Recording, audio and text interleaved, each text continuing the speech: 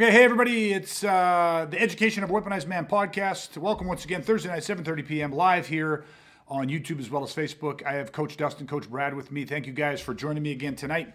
And listen, we're going to have a really cool conversation tonight because if you read the descriptor of this podcast, I talk about how it's so important that people understand that in a violent criminal assault, it is often going to be a case where the intended victim is outgunned and outmanned, and how important it is to understand, and this is the topic tonight, the David versus Goliath training methodology. So we're going to dive deep into this. You guys are going to get a lot of great information. You have to know this. It is imperative when you're talking about weaponized against violence. We're going to be back in 30 seconds after the intro. We're going to talk about the David versus Goliath training methodology. Hang with us, everybody. Hey everybody, for those of you that don't know me, my name is Greg LeBuff, and how for the past 30 years, I've been helping good people just like you do the same. Welcome to the Education of a Weaponized Man podcast. All right, guys, let's jump right into it tonight. We're talking about the David versus Goliath training methodology. Okay, now understand it is a training methodology, and it's so important for us to understand the frameworks. I mean, the whole goal of this podcast is to document the frameworks and the process that I personally use to go from the victim of an attempted murder to weaponizing to become, against violence and being able to protect myself and family. And this is the process, of course, that we've been sharing with, hundreds, if not getting close to thousands of people over the last 3 decades. So let's first just be real clear. David versus Goliath, right? David versus Goliath is often just now kind of an analogy for any type of situation where you're going to have a smaller or weaker individual organization that has to take on a bigger, stronger individual organization. Okay, so it's classic, the David versus Goliath, right? So when we are talking about the David versus Goliath training methodology, okay, we're talking about something that is very representative of combat. We have to assume, right, the survivable value lies in us assuming, okay, that we are going to be outgunned and outmanned, meaning that the violent criminals, right, they don't want to take a chance. They're not looking for a fight. They're definitely not looking for a fucking fair fight, right? They're not looking for a fight at all. They're looking for a victim. They're looking to victimize. That is very different than looking for an opponent. Okay, so that means that they can cheat. We've talked about this so many times, right? They determine the time, the location, the intensity. They determine what weapons are brought to it. They determine how long or how much energy they want to invest in it. They determine all of these different factors, which stacks the deck against us. Okay, so it just stands to reason logically, okay, well listen, in most violent criminal situations, it's a David versus Goliath, but that's okay. Now remember, the way you train is the way you fight. They have to mirror each other. Matter of fact, our last podcast was talking about one of the most powerful frameworks we have, which is the drill, spar, compete, which preps you for combat, and how all of those stages have to be integrated. Okay, well, the David versus Goliath training methodology can be summed up with basically a couple words: weapons training. Okay, weapons training, if you understand the framework, you can always use it to create a David versus Goliath situation. Okay, and this is what I want to break down tonight, the methodology behind weapons training. And really, there's 2 categories when you're going to talk about what. Now, we're going to break this down in a second, but there's 2 primary categories I want people to think about. There is, when you're dealing with weapons training, there's matched and there's mismatched. Okay, so just for absolute clarity, matched weapon categories are when the 2 individuals have the same weapon category. Okay, mismatch obviously is when they have different weapons. Now, for a lot of people, they might not fully understand the differences, which again, stick with us because we're going to break this all down. But there is a massive difference between when you have matched weapons versus mismatched weapons. Okay, now, real quick, before I even get you guys' opinion on the David versus Goliath training methodology, let's do this. There are 12 categories of weapons. Okay, 12 categories. So let's just break it down and make sure that everybody has all 12 weapon categories. Okay, there's a single stick, there's a double stick, there's single knife, there's double knife. Now, for a lot of people that go, well, if you have a stick, 1 stick or 2 stick, it's the same weapon category. It is not. A single stick is different than double sticks. And a single knife is different than double knives. Okay, now, I believe it might even be our next podcast, but within the next 3 or 4 podcasts, we're actually going to talk about how you really understand these different weapon categories and the different attributes that they build. It is such a powerful, matter of fact, I just remember this is one of my greatest first early on lessons. Like this just radically changed my viewpoint on training. But so single stick, double stick, single knife, double knife, those are all different. Those are separate weapon categories, and that's 4. Then there's what's called a spotty dog, a long and short. Okay, so you might have a long stick or a pipe in one hand, and you might have a knife or a broken bottle in the other hand. Okay, then you got a staff or something that represents a staff. We're not doing traditional martial arts, so really it's like a mop handle, a broom, a longer stick or pipe or something that you found on the ground, or an expedient type weapon. So that would represent the staff. Then there's the dos manos. Then there's the projectile, right, which in modern day is typically firearms. Okay, back in the day it was bow and arrow, but you have a projectile, but that also could include rocks or could include bottles, anything that you can throw or shove at somebody. Okay, then you have hand loads. So a hand load could be like brass knuckles. It could be like a roll of quarters. It could be a rock that you picked up that you hold inside your hand. It could be a tactical light, can be used as a hand load. Okay, you have flexible. So it can be jackets, shirts, hats, car antennas. Car antennas are becoming less prevalent nowadays, but car antennas. The long blade. So long blade, the most common one is the machete. And then, of course, that brings us to 11. And the 12th category is the empty hands. Empty hands is a weapon category. Okay, so we have these 12 categories of weapons. And then we're talking about, okay, this David versus Goliath training methodology. We're talking weapons, 12 different categories, and we're talking matched versus mismatched. Okay, so real quick, just visceral, guys. Just give me a general overview of what your perceptions are of this training methodology and what I've talked about so far. If I was to think back on my journey so far and to actually take weapons off the table, it would look so radically different. I would probably feel like I was a Neanderthal compared to what is the status or the standard that I have for myself right now. But it just like, it's such a huge component, especially when you're talking about always being against a bigger, stronger person. You're always outmanned, you're always outgunned. It's a catalyst for massive improvement, not just physically, but strategically, mentality-wise. So if you're not going to incorporate the benefits of training with multiple weapon categories, you're drastically just limiting. You're taking the extreme slow process, and that slow process is going to be having huge gaps in the attribute development side of things. Yeah, perfect, 100%. The word I cued in on right away was the catalyst. If anything else, people, any of the protectors that are listening to this understand that, what you're always looking for is the catalyst. It's the catalyst. What turns your training into fighting? What turns something that you've learned and practiced into something that you can functionally apply? Okay, what turns, again, your mindset, like a thought process, a perception, beliefs, what turns all of those into actionable knowledge? What turns those into core beliefs that you take action on so that you live as a man of conviction? And trust me, in a life and death altercation, you need to have convictions. You can't just have an opinion or a mild belief about what you should or shouldn't do or what's going to work or not's going to work. You have to be a man or woman of conviction. Okay, so the David versus Goliath training methodology, using and understanding weapons and how to match or mismatch them and why, that is a catalyst that will turn your training into functional fighting. Okay, so that was the most powerful word, and I couldn't agree more. Dustin, your perceptions.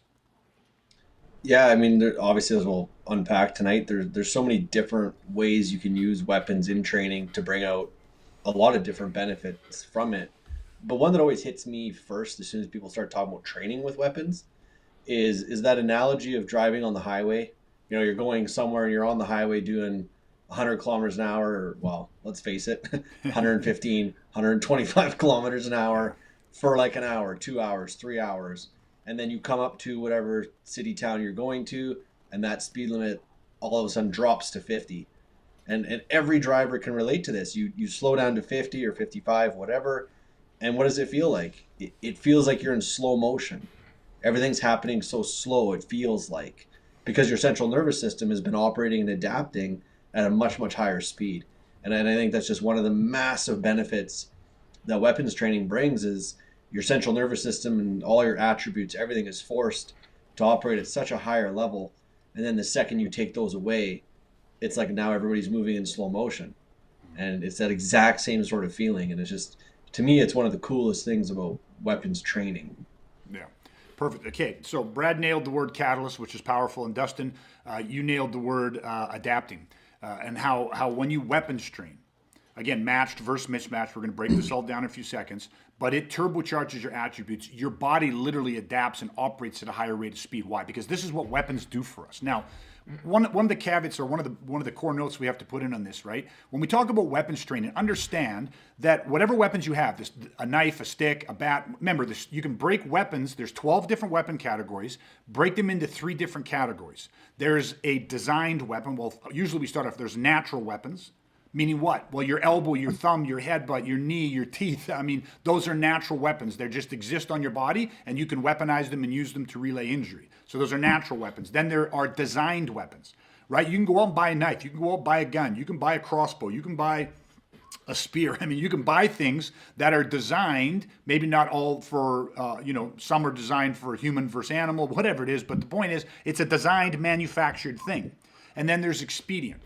There is some version of it that, you take a bottle that was meant to hold Snapple, and it's a glass bottle, and you smash that fucking bottle or a beer bottle, and now you've got an improvised, expedient edged weapon. Okay, if you got a metal thermostat or a metal thermos or water bottle, you can use that as an impact weapon.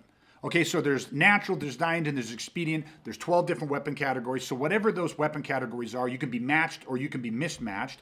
And those are going to turbocharge. So only 5% of the time when we talk weapons are we actually talking about the functional, tactical, strategic application of fighting with those weapons. So important. 5% of the time that you pick up a knife, you're actually using it and training with it strategically and tactically to go, how would I use this in defense of my life or the life of other innocent people? Only 5% of the time. That applies for everything. Okay, that means that 95% of the time that we pick up weapons, we are doing it for other purposes. And that's what we're talking about. We're doing it because 95% of the time, if you understand the David versus Goliath training methodology we're going to share with you tonight, if you do that 95% of the time, pick up those weapons, they will be the catalyst that will turn your training and attribute development into functional fucking shit. That will allow you to fucking pull the trigger and defend your life or the life of innocent people in a violent confrontation, okay? And 95% of the time, not only are they going to be the catalyst, they are going to force your attributes to adapt. They're going to turbocharge all of your attributes, right? And take you from, our analogy is always this. When you understand this, it teaches a child, it teaches a boy to fight like a man, and it teaches a man to fight like a Superman. Meaning, if you're not that great of an athlete, you're like, oh, I've got the attributes of a 8-year-old boy. I'm not super coordinated. I'm not super strong. I'm not super aggressive. All that type of stuff. When you understand the David versus Goliath training methodology, this will fucking take you from that boy and turn your attributes into that of a fucking man. Right? Somebody who's grown, who's fucking coordinated, has some power, has some grit to them. And if you already have those, if you already have, solid attributes, you grew up playing sports, you grew up in rough neighborhoods, whatever it is, you have this predisposition where you fucking already have these attributes of a man, it'll fucking turn you into a fucking Superman. Okay, so this is why this training methodology is so important. Okay, so we've talked about the 12 weapon categories, we've named them off. Okay, now what we're going to do is let's kind of start breaking this down. Okay, so I like to do it this way. Okay, let's start with matched. Okay, so matched weapon categories. I want you guys to think of it this way. When you do matched, so stick to stick, and we're just gonna, for right now, let's just focus in on, we're training. We have 2 guys, okay, they're gonna spar, they're gonna drill, spar, or compete, depends where we're at and what we wanna do. But I tell each guy pick up a stick. So each guy picks up a rattan stick, a 30-inch stick. Okay, so they are matched within their weapon categories. Now, each guy has a stick, but each guy, theoretically, still has the offhand. They still have the 2 legs, right? At a maximum, we got 2 arms, 2 legs. We got a fucking head. You know what I mean? And you're matched. Now, if I said, okay, everybody grab a machete, everybody grab a staff, everybody pick up a garbage can, something that's dos manos, everybody pick up double knives, everybody drop all those and go empty hands. Okay, you're matched. So when you match weapon categories, which is a great place to start people in the beginning, when you match weapon categories, I want you to understand something. What you are predominantly working is tactics. You're working tactics and you're working attribute versus attribute. Okay, does that make sense? So again, and you guys can jump in and help because again, you guys have been doing this for 20 years. You've done these things, but weapon to weapon, matched weapons, stick versus stick, knife versus knife, it becomes a tactical battle. Why? Because all things relative, they're equal. And the weapon category that you happen to be matched with has certain and specific strategies and tactics that are conducive to that weapon category, right? Not saying that you can't go out and outside of that, but traditionally they bring out certain things, right? Yes. So, like it's one of those things. So it's like how now it's the implementation of the strategies against somebody else that is implementing the exact same natural strategies that weapon category happens to exhibit. Yeah. Which is why I said that it becomes tactical. Yes. Right? It's tactics. Because I have a stick, Dustin has a stick. Well, we're equal, right? My stick's the same as your stick. Okay, so now all of a sudden we're sitting out there and say, well, we're going to stick fight. So we start fighting with the stick. That's exactly what Brad's saying. That's why he's saying, well, the strategies become a wash because you go, I got a stick, you got a stick. So now it becomes a tactical battle. Well, what's the only thing, what's the main thing that is going to determine who's going to win that or how we're going to do in that drill, spar, or competitive setting? Whoever has a superior mix of attributes. 100%. Now we're talking about attributes. So now we're talking about the fact that I have a stick, Dustin has a stick, and we start sparring. And me and him are pretty fucking equal. So at the end of the day, people would be like, well, it's pretty much kind of a draw. He got you, you got him, you got each other at times. Good for you guys. Sit down. Then Brad comes in. So Brad's got a stick, I got a stick. Now me and Brad are sparring, but Brad's got better timing than I do. So 90% of the hits are on Brad's side because he's out timing me. Or he's got better speed. Or he's maybe just got a little bit more of an aggressive predisposition than I do, and that aggression pays off. He takes a little bit more higher risk chances, but it pays off for him because he was more aggressive. Or that could work against him. But the point is, it's this attribute to attribute. So I want people to have a very clear understanding, right, that when you match the weapon category, you are predominantly working your tactics and you are working your attribute versus your attribute, which is a very powerful thing to do. Right, so both of us have knives. Well, the knife is very crisp. It's very cat-like. It moves very, very fast. So this is what Dustin was talking about how it turbocharges your central nervous system.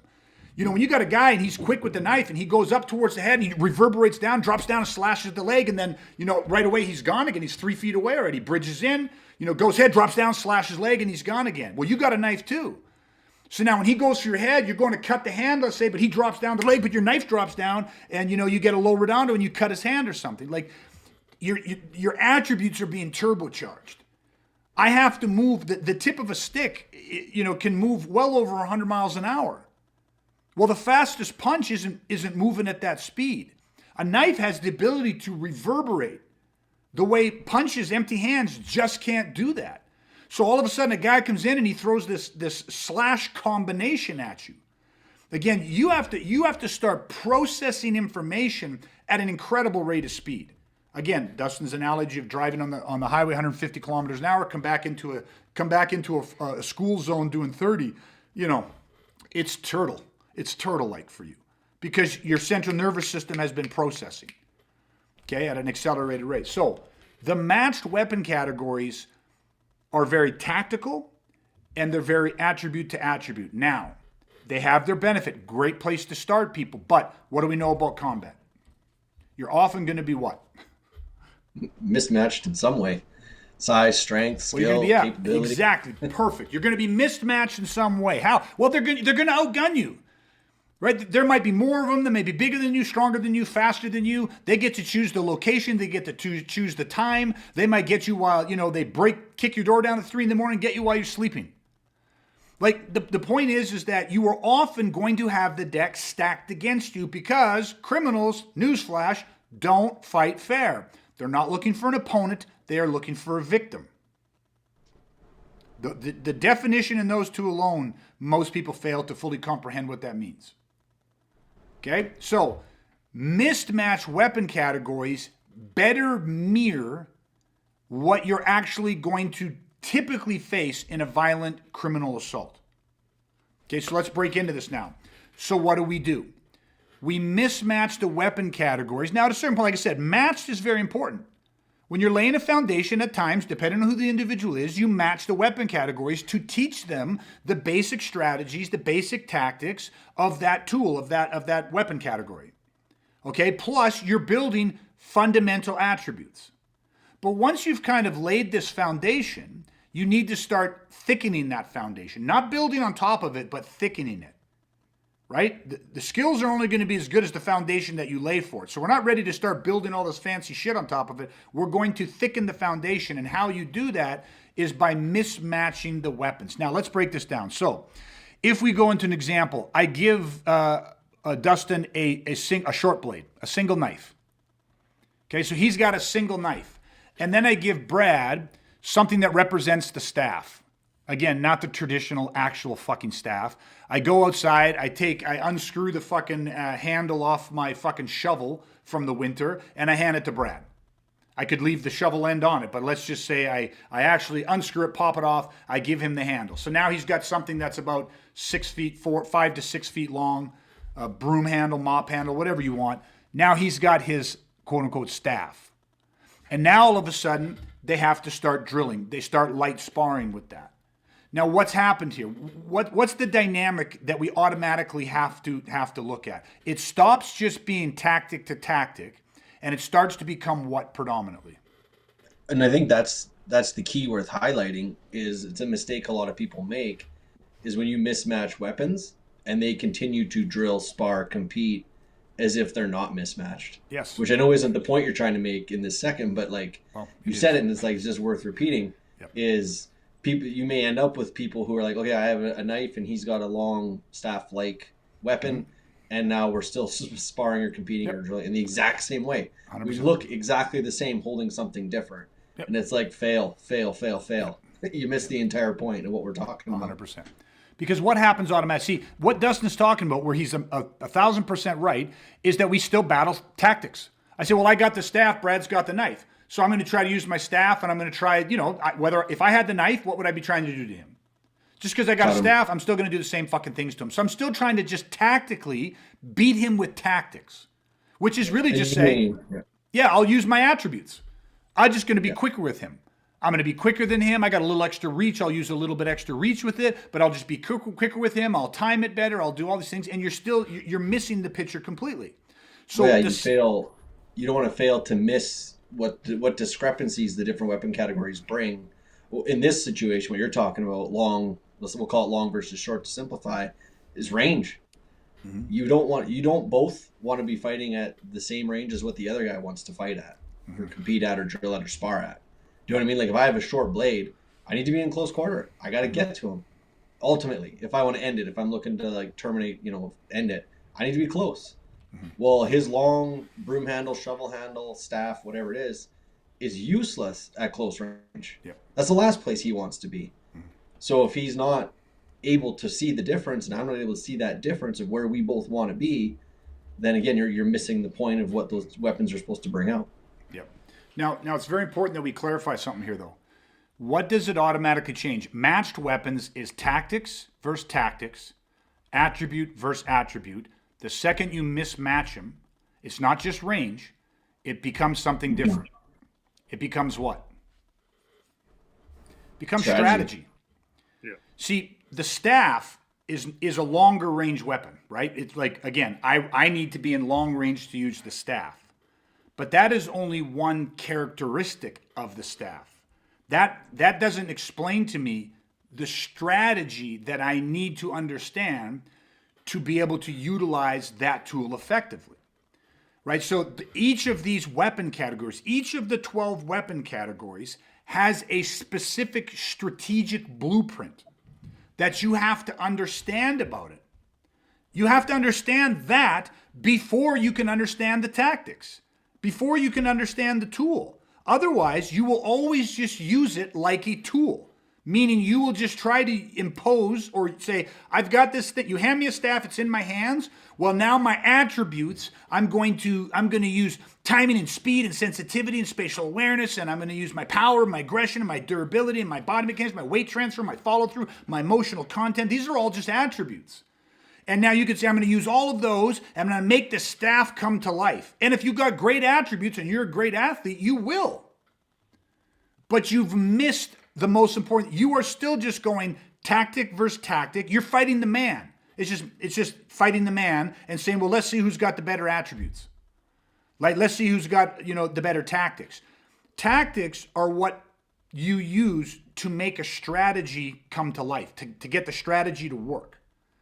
So when you match weapon categories, if I got a knife and Dustin's got a knife, our strategies are the same. Now, you still need to know the strategy, but our strategies are the same.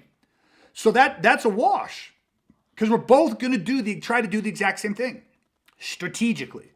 Now it's a matter of saying, well, what tactics specifically am I going to use to try to fulfill the strategy? Okay, but the second you mismatch, understand it, mismatch, two completely different weapon categories, each with its own unique strategy. Don't worry about the tactics yet. Each with its own strategy. I personally would not use a staff to try to get a series of attack by combinations in. I would not use the staff to try to get a whole bunch of enters in. I would not use the staff to, there's so many things tactically I would never use the staff for, because I have a strategy that preempts all of this tactical, just take my attributes and try to fight them. I'm not trying to beat the shit out of somebody with a staff. And that's where a lot of people get caught in this sparring. Say, well, we're sparring. My whole goal is to knock him out, get him to submit, or, beat him on points, or, that's what people were sparring. I got to win somehow. So give me the rules by which I win. But when you come to weapons and you're talking about preparing for violence, those don't exist. It's like, strategically, what are you using the staff for? What are you using the dos manos for? What would you use the hand load for? What would you use the knife for? And most people would just assume that they understand the strategic nature of a knife. And I use this analogy all the time, but it literally is Antonio Banderas and Zorro, right? Do you know how to use the sword? Yes, of course. The pointy end goes in the other man. Do you know how to use the dos manos weapon, the big 2x6? Yes, of course. I take this heavy object and I smash him over the skull. Do you know how to use the staff? Yes, of course. I take this long staff and I shove it through his eye socket. Yes, of course. I spear him in the balls. Do you understand I use the long blade, the machete? Yes, of course. I hack off his limbs. Do you understand I use the short knife? Yes, of course. I stab it into his throat. It's the same fucking answer for everything. Yes, I beat the other man with it. Yes, I fight the other man and beat him with it. And to me, that's like, somebody saying, listen, what's the difference between reading, Jack and Jill Went Up the Hill and War and Peace? Right? Maybe I'll give you a different example. What's the difference of reading a nursery rhyme and reading Sun Tzu, The Art of War? It's all reading, isn't it? But is there a fucking difference? Yeah, there's a fucking difference. So 12 weapon categories. Sticks, knives, flexible, hand loads, projectile, all the shit. They are fucking different. Sun Tzu, The Art of War. There is strategy and tactics behind those weapon categories that far exceed the, yes, beat the other man to death. Use it to hit him, stab him, spear him. You know what I mean? That's like ludicrous. It's kindergarten. That's like making The Art of War a nursery rhyme. Everything's a nursery rhyme at that point. Yeah, but it's dumb. It's child's play. It's like, of course, nursery rhymes are great for toddlers. Mm-hmm. So in this, there's levels to this game. There's levels to weaponizing. When you start out and you don't know anything, you don't know what you don't fucking know. And when you don't know how to read, a nursery rhyme can be challenging to get through. But the second you start learning how to read, you outgrow that shit pretty fucking quick, and you start seeing that there's layers to the English language. There's layers to communication. There's layers to the written word. Well, when you talk about strategy and tactics, and you talk about military maneuvers and that type of thinking and combat and survival and violence, there are layers to this. There are strategic and tactical depths that you have to explore and you have to go into your understanding. Okay, so when we talk mismatch, it becomes strategy versus strategy in a head-to-head competition. Even if you're just drilling, it's competitive. And I don't mean it's competitive like you're trying to beat each other, right? I mean it's competitive because you both have two totally different weapon categories and you both have two totally different strategies. They are diametrically opposed. And so now you've got two human beings that are pitted against each other with completely different mission parameters in front of them. And now they go, well, listen, and it's not just that. It's not just saying I've got the staff in my hand and now I have to work my strategy. Here's the thing. Most times when we mismatch weapon categories, I will specifically, when it's warranted, match a weapon category to a weapon category where the strategies neutralize each other. Meaning that if the guy with the knife understands the strategy and he has the tactical understanding and capability to execute his strategy, it makes the staff, or it makes the other weapon that he's facing, it is the antidote. It neutralizes it. Does that make sense? It completely fucking neutralizes. It's like you're saying, okay, listen, guys, I'm not, Dustin, take a stick. Brad, take a stick. You guys are fighting fire with fire. Then I say, Dustin, you keep the stick. Brad, you get double knives. Dustin's the fire. Brad's the fucking fire extinguisher. It literally has a chemical in it that douses the flame. I'm trying to think of these analogies that allow people to understand that that's the power of the weapon category. You're outgunned and you're outmanned. Now, let's go a little bit further with this because, again, I think this will help clarify things for people. For let's say the first 10 to 15 years of my training career, right? I would go away, meet with my instructors down in Southern California. I would train with them. And it was all private, all done through intensive personal training programs. So it was always me training with my instructors. World-class guys. These are the guys were teaching the SEAL teams and CIA and FBI and everybody else. And so here I am, just starting out in my career, and let's go in a couple years because I had to get a foundation of some of the core skills and stuff like that. But now we're 2 to 3 years into my training. I'm just 2 to 3 years into my training. I'm at this time 23 years old. These guys are seasoned pros. These are professionals working with some of the top tier 1 military and law enforcement organizations in the world. So I'm trying to paint a picture of how varied our skill level and experience level and attributes were when it came to this. I was nothing and they were who they were. Yet, whenever I was down there, I got to be their training partner. Like I would train with them. And you might think, well, no, you didn't really train with them. They maybe used you as a training dummy. Well, yeah, I was definitely a dummy, but they actually understood how to get great training sessions using me as their training partner. And how did they do that? They fucking stacked the deck. They used the David versus Goliath training methodology. Okay, look at this. My instructor, take any one of my core 3 instructors, Tom, Paul, Ron. Any one of them, all things relative, they could have closed their eyes, had a fucking nap, and whooped my ass. So what they did was they stacked the deck. They mismatched weapon categories. Say, listen, Greg, my timing is so much better than yours. My speed, my power, my strength. All of that is so much better. My experience, my body mechanics, spatial awareness, all that type of stuff. I'm going to have no weapons. Okay? And I'm going to give you this knife. Okay? I'm going to give you this 30-inch stick. Okay? Now, this stick that I'm giving you isn't just a rattan stick. This is hardwood. Meaning that when you swing that stick, even if you swing it with the worst mechanics in the world, if you hit me, you will shatter a bone with that. I mean, it doesn't matter how shitty you are. You're fucking, you're a man. You've got weight. You got mass. And if I'm whooping your ass and inflicting some pain on you, you're probably going to have a little bit of fucking anger and frustration. So when you swing that stick, even though you're swinging it like a complete fucking amateur with no style, right? But there's a danger in that. You've got this stick and I've got no stick. And then we spar a little bit. And guess what happened? They were still too good. They still beat the shit out of me, even with the stick.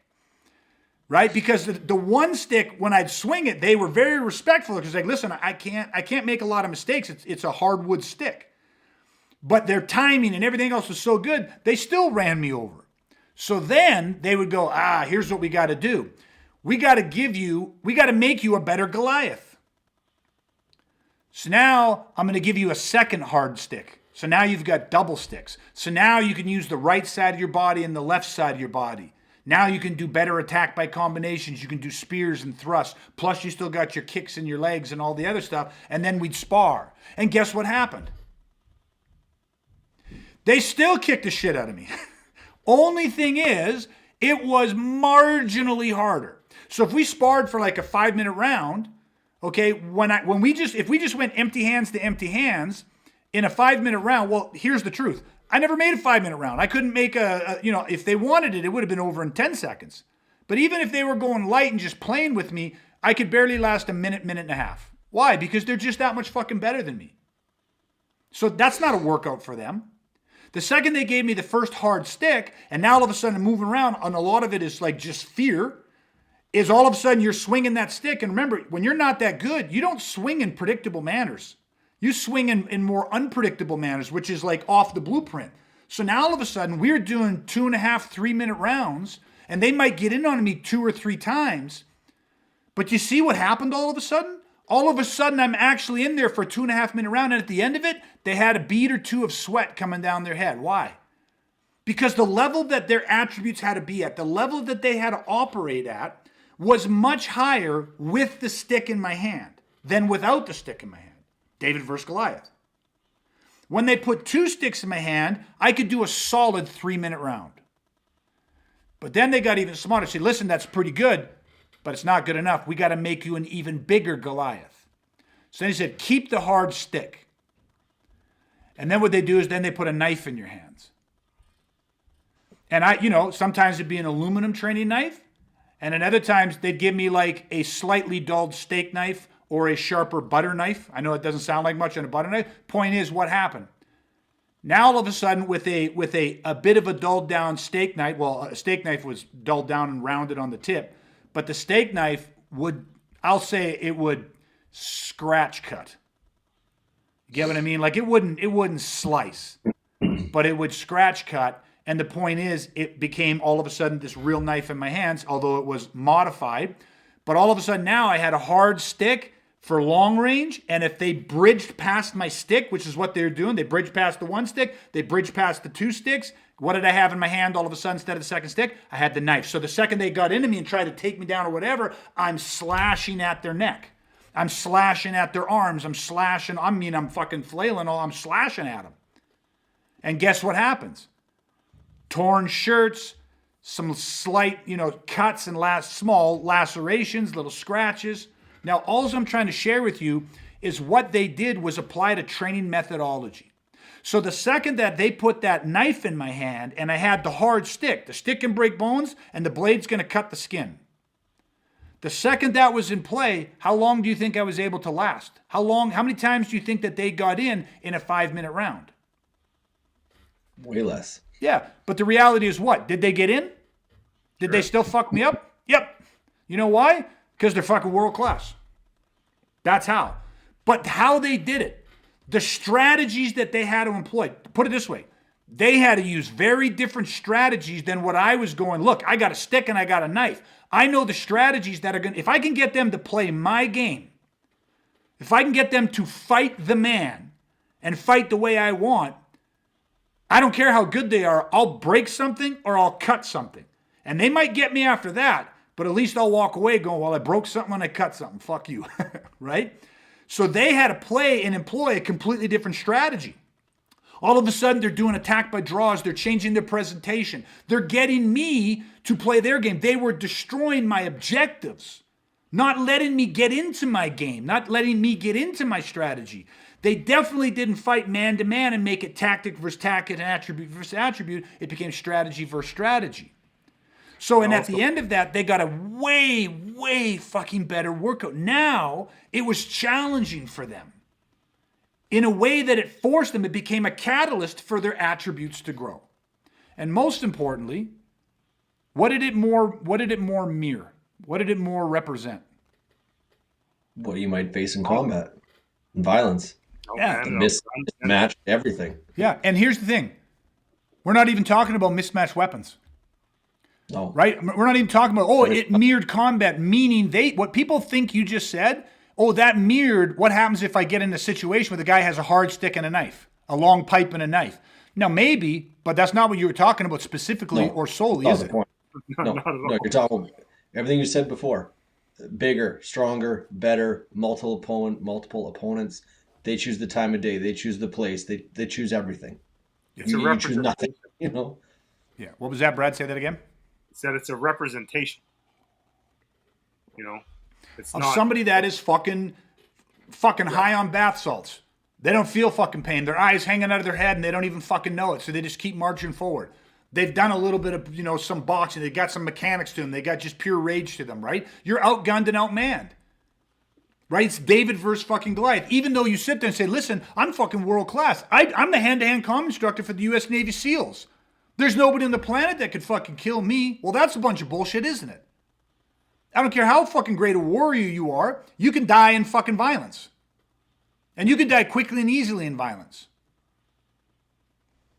Right? You can, that's violence. So listen, for my instructors, they're sitting there going, listen, I can be, you know what a nightmare violent criminal is? Is somebody that doesn't know a goddamn fucking thing. They have no reference for training, but they are fucking big, they are fucking strong, and they are altered somehow chemically or mentally, and they have zero fucking restraint. Because that motherfucker, not only are they big, strong, they are fucking wild. Meaning, you don't have a fucking clue what they're gonna do. The greatest boxer in the world, the greatest mixed martial artist in the world will come at you with technique. He'll come at you with the blueprint for how he was trained. And that can be lethal, but it is predictable.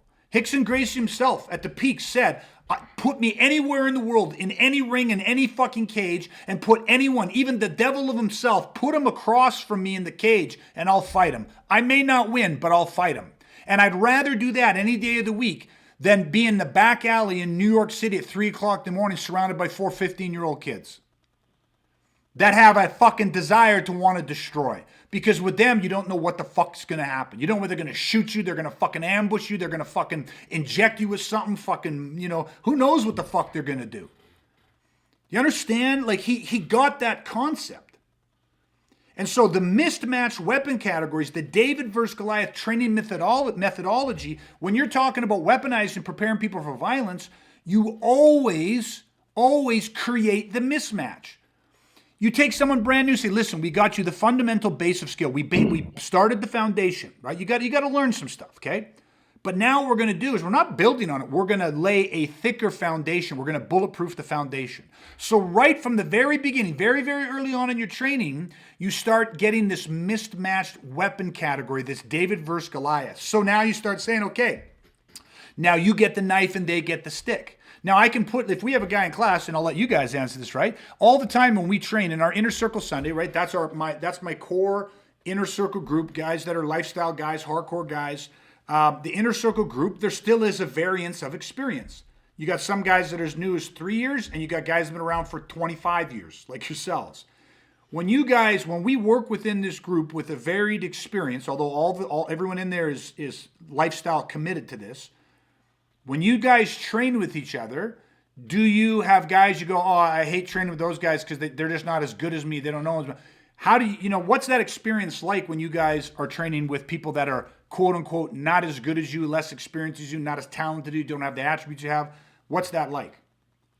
Not at all. Because of everything we're talking about, but even simpler, if you're doing something and you're not using weapons, you can still put all kinds of limits on yourself. We do that all the time. Mm-hmm. If you're sparring against somebody who's maybe hasn't been around as long, hasn't got as many hours in, well, then just limit yourself. Be like, okay, I'm only going to allow myself to kick him in the right leg, and that's it. I can't do anything else. But he can do whatever he wants. Mm-hmm. It's the same thing. I'm now mismatched, right? Yes. Without the weapons. And you can come up with all different kinds of combinations of how you want to, challenge yourself that way. Set or not set, you can just drop those in any round at any time and automatically make it harder. And now all of a sudden that person who's 3 years feels like they're 10 years or 15 years because you're like, geez, I got to work a lot harder to try and pull this off because this guy can do whatever he wants and I can do this one thing or these two things and that's it. Yeah. Okay, now you said something that I want to jump in on, because this is one of the points I wanted to come to. You said even without the weapons, but there's 12 categories of weapons. What's the 12th category of weapons? Yeah, empty hands. Here's the point. You're always working weapons. Yeah. So what did Dustin just say? How did he solve the problem? Even when it appears that you have matched weapons, empty hands versus empty hands, what did he do? He mismatched. I mismatched. Yeah. Yeah, you mismatched. If Brad's got a stick and Dustin's got a stick, but Brad's been around for 2 years and Dustin's been around for 22 fucking years, what the fuck is the value of Dustin going, this is going to be a tough day for you, Brad, but a learning day. This. Yeah, but a learning day. I had to go through it. Now you're about to experience it. And so Dustin takes the role of Goliath, and he said, well, as much fun. Although David ultimately beat Goliath, but let's forget that part of it. He doesn't take the role of Superman.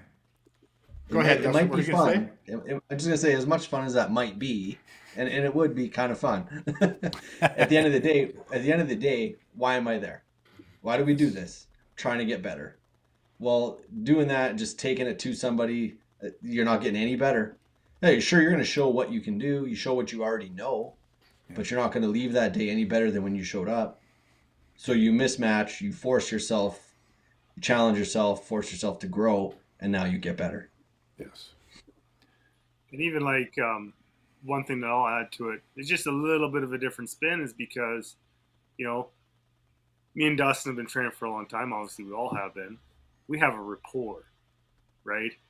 That rapport also brings a little bit of that predictability to it. And when you have different levels of skill set and experience levels, you know, some of the newer guys, they're trying to work all the strategies and tactics, but within that, there's still an unpredictability that they bring to it, which in itself can create an element that is extremely taxing, right?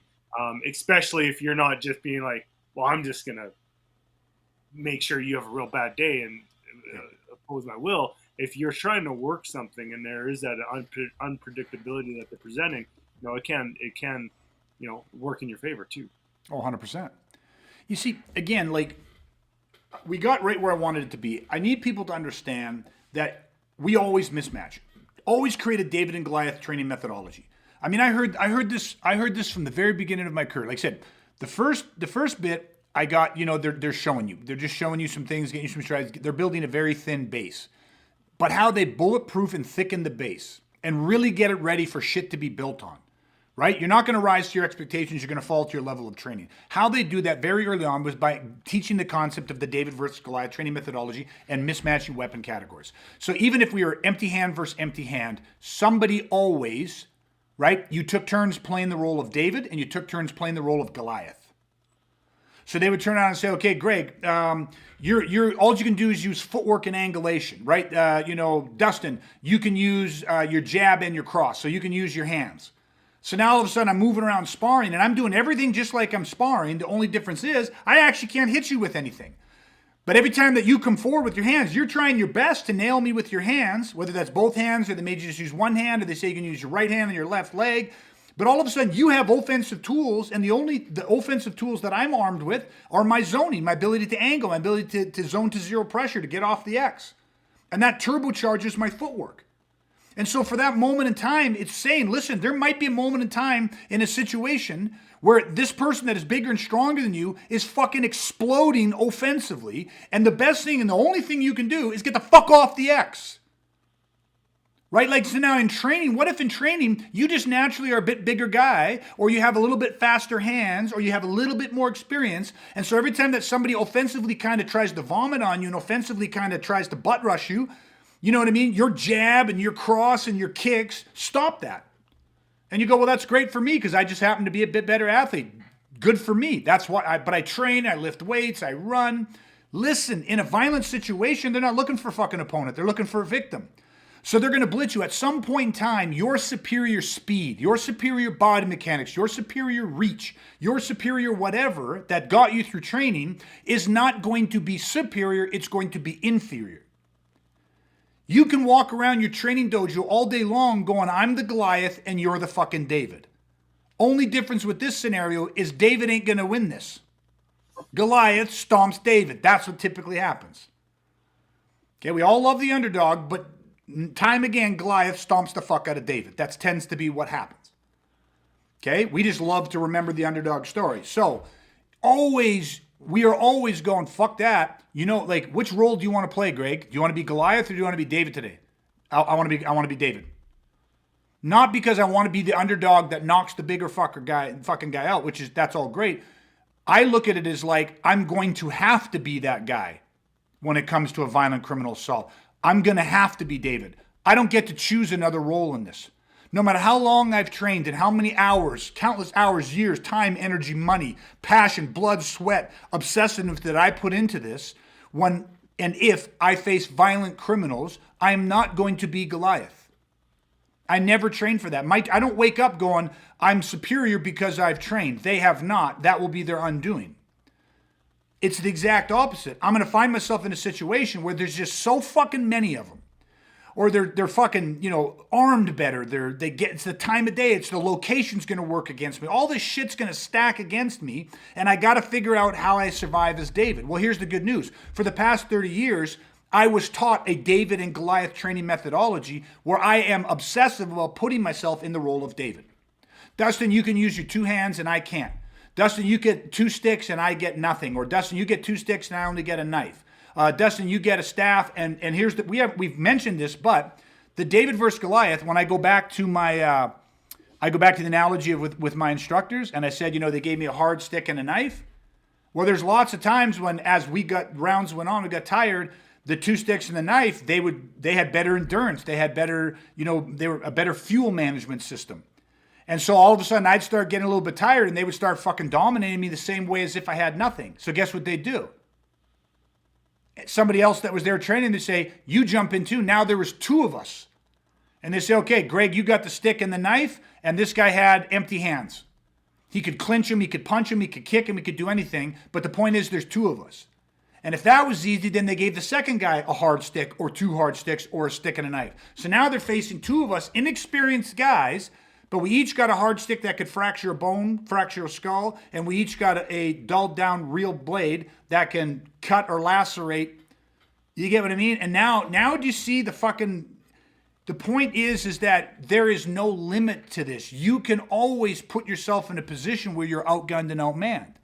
And now, just so that people don't skew this, I'm talking about the lengths that my instructors went to as world-class professional combat warriors, right? Protectors that were training the most elite military and law enforcement organizations in the world.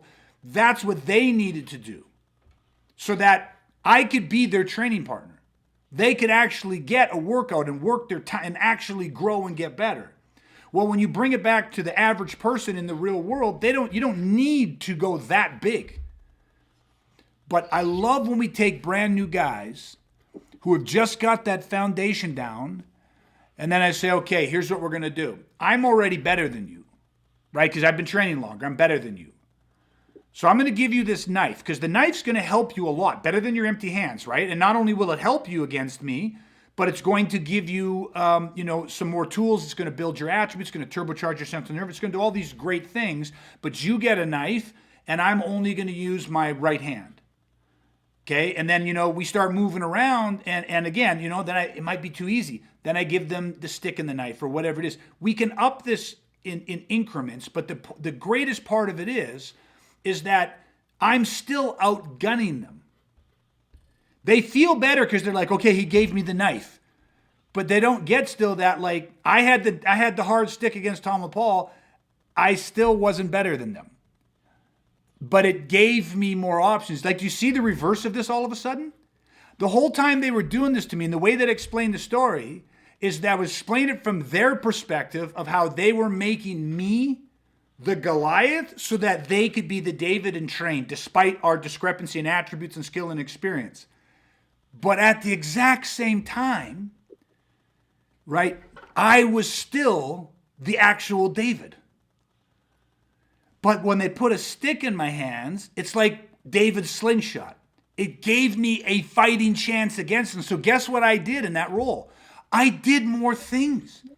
I tried to actually get a shot in on them. I tried to get an enter in on them. I tried to do things that I never would have tried to do if we were matched. So isn't this a weird, cool fucking thing that depending on the perspective of it, you can actually, to a degree, you can both kind of take on the role of David. And it's the weapons and the strategies that determine whether you are Goliath or whether you're David, and how well you know those strategies and how well you know those tactics. That determines who is the David and who is the Goliath. Does that make sense? If I'm the superior guy, but I give Dustin, I give you the stick and the knife, and so like theoretically, I'm like, oh, I'm making it harder for myself. I'm empty hands. Dustin has a hard stick and he's got a knife, and we're moving around. But here's the thing. The weapons dictate that you're Goliath and I'm David. So I'm getting a good workout. But strategically, I start working a strategy and doing attack by draws, and my presentation breaks you down and gets you doing things you shouldn't be doing and stuff like that. My strategies, all right, do you get what I mean? They put me into the other role. It's like you get this reversal of things. Because the strategies, it's like all of a sudden it's like who is truly what. Does that make sense? Oh yeah. Yeah, like it's so fucking cool how you can work this and both guys are getting something out of it at a certain level. Once you get guys up at a higher level and you're more matched and there's actual skill there, then it's more overt. Like, I will stack the deck for you, you're Goliath, you're David. But in the beginning, an advanced guy can train with the beginner guy, and you're kind of getting a dual effect. In one sense, each of you is Goliath, and in the other sense, each of you is David at a certain time. It's really fucking cool. And then the strategies really become prevalent, and that dichotomy will switch back and forth. Sometimes, several times in the middle of one sparring match. It's a really cool process. Okay, but go ahead, Brad. What I like about it too, and just kind of even just jumping off a few of the things that you said, is that it definitely gets people from a very early on in their training development to start thinking about strategies instead of tools. Yeah. Right. So now when we mismatch, right? Now let's back up. We're matched. We're executing on the exact same strategies that weapon category happens to be more conducive to. But then when we mismatch, it's like, well, I also have to not understand my strategy, but I got to understand your strategy. Yep. Right? And now we're thinking about that, and I'll use the word intellectually, but like you're learning and you're growing and you're weaponizing your mind when it comes to strategies, not just on what you were doing, but how to identify strategies in somebody else. And then you become that chess master as opposed to playing checkers, because the weapons demand it, right? So I love that part about it, and it starts right from the beginning, where this has nothing to do with tools, yes. Right? Strategies. Yeah. That's such a beautiful point, Brad. Well stated, and I'll just say this as a comparison. Within the military leaders study strategy. They study military strategy dating as far back as the history books will allow them to go. They study battles. They study strategic maneuvers, right? Like, there's West Point. Like, these guys go to it and they become generals, right? Generals that understand strategy and how to move these human beings, but like pawns on a chessboard, like pieces to win this war. Like, strategy is a part of war, and people understand that. Yet in law enforcement, almost no study of strategy has ever occurred within law enforcement. And it's like, I don't get it. But because military and law enforcement used to be much further apart. But over especially the last few decades, the role of law enforcement is closer to the role of military in a lot of ways than it has been before. Active murders that are going on, and guns, and police have to show up, and there's just a lot more similarities between the role that law enforcement may have to fulfill within a city that mere military operations. And there's the one guy, Charles Sid Heal is his name, Heal, wrote a book called Field Command. And it was like he was SWAT for many, many years in Los Angeles, LA SWAT. And it was the first book written for law enforcement on strategy. And he drew this analogy, drew this comparison right from the beginning of the book. He's like, why is it that in military it is acceptable to study strategy, to study war? Yet in law enforcement it's almost unheard of. And he was using his years of experience to create a field command, a strategic Bible basically for law enforcement so that they could start to educate. His whole point was we need chess masters.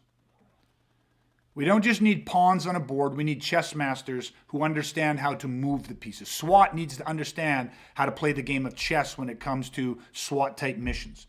Even right down to the average patrol officer needs to better understand strategies when you're in a war. And if there's a war on crime, there's a war on drugs, and there's a war on, whatever. You're in a war. You're in a battle, and we're pulling that and saying, listen, weaponizing. I don't care if you're a civilian. You have to be, again, we don't train grunts. We train chess masters. We train strategic tactical thinkers. You need to understand. That's why we study things like the bad guy blueprint. That's why we have a playbook. That's why we're always talking strategy over tactics. You know what I mean? Strategy first, then tactics, and then tools are way down the line. Because that's the hierarchy. That's what the chess master does. When you're outgunned and outmanned, right, you have to understand how to train efficiently and how to, again, the way you train is the way you fight. It's got to mirror what combat's going to be like. And in combat, you're outgunned and outmanned. So the David versus Goliath training methodology, utilizing weapons, there's the 12 categories. Empty hands is one of them. You're always using a weapon, always. Whether you use knives, sticks, bats, flexible weapons, 2x4s, dos manos, doesn't matter. You're always using weapons, even if you're only doing natural. You got to start understanding how to mismatch yourself so that you can take on the role of David. Give them the ability to become Goliath. And we said it, but we never fully referenced it.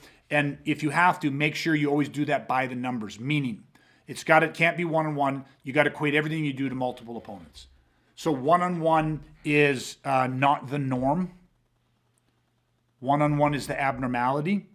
That is off base. Okay, off baseline. The norm and the baseline is always multiple opponents. So equate everything you do to more than one person and still mismatch. Okay, always mismatch. Just the fact that there's 4 fists and 4 feet and you only have 2, you're slightly mismatched, but that's not good enough. Right? You want to tax it even more than that. So again, I want your central nervous system to operate like you've been driving a fucking bullet train at 300-400 miles per hour, and then you come back, and when you're in a violent confrontation and that shit is happening at 100 miles an hour, life and death, breakneck speeds, 100 miles an hour feels slow to you. When you equate everything to multiple opponents, and they've got sticks and bats and knives and guns, and you have less. All you can do is footwork. You got a knife and they got this, and you got that. No matter what you give yourself, give them more.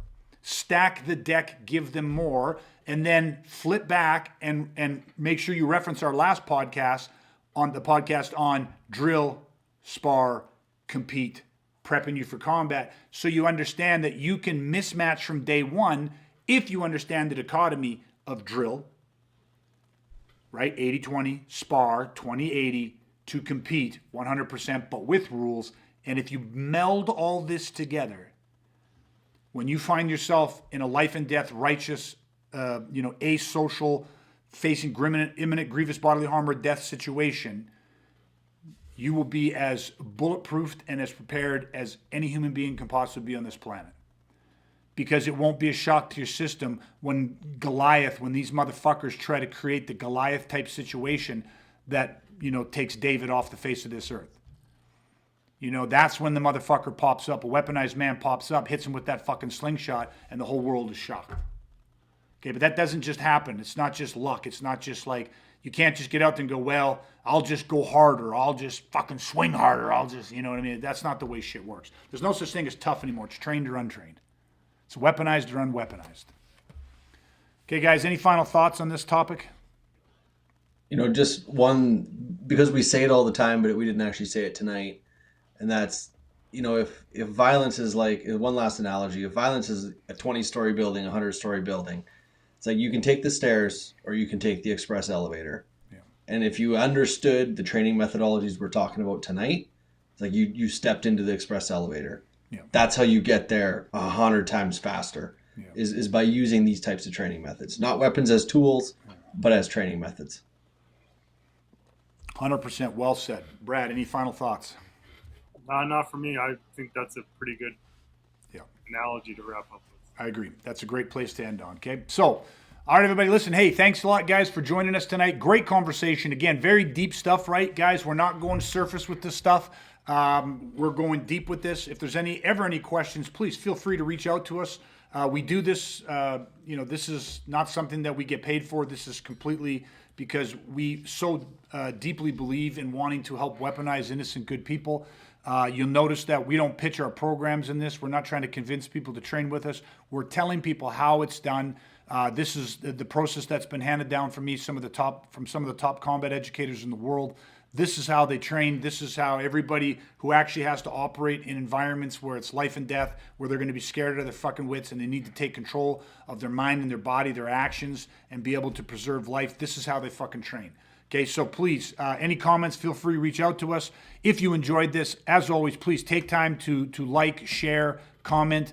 Please go to wherever if you listen to this on podcast, please take the 90 seconds that it takes to leave us a review. If you feel we deserve it, a 5-star review is how we reach more people. That is the only way this grows. And again, it's a very small ask. It only takes 90 seconds or less. And if you do that, I promise I love you long time. And and that's it. So that is it, everybody. Until next time, Dustin, Brad, thanks so much, guys. Always appreciate it. It's another great episode. And stay safe, stay weaponized. Everybody, we're going to chat again soon.